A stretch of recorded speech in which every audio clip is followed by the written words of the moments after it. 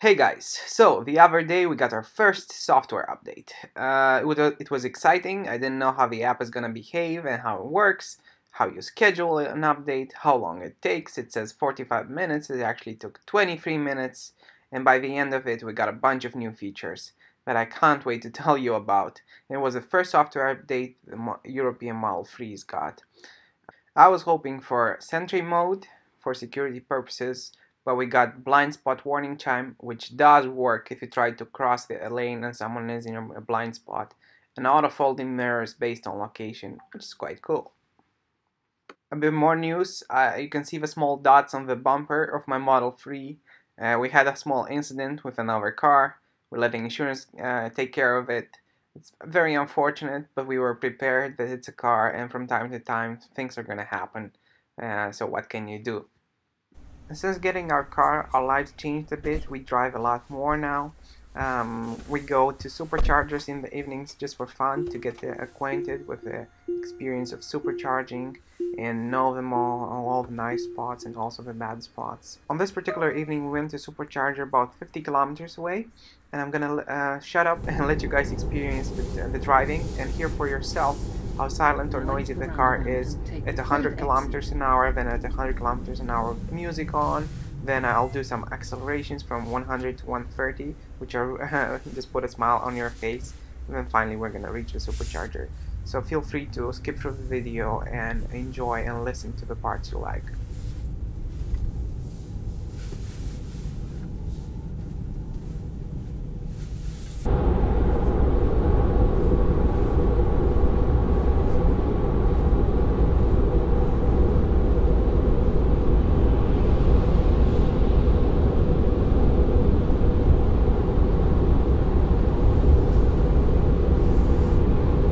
Stavo in conversazione normale. Non lo so,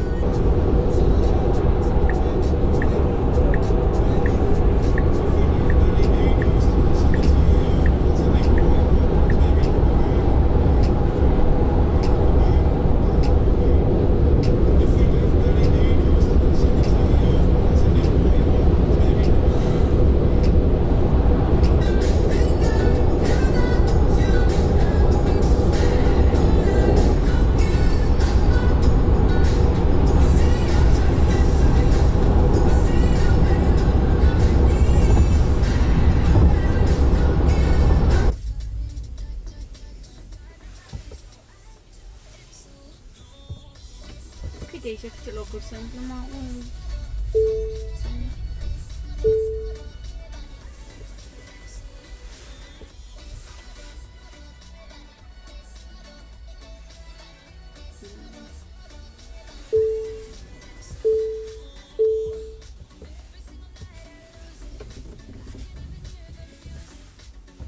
de kilometri, deci chiar trebuie să l-am calculat.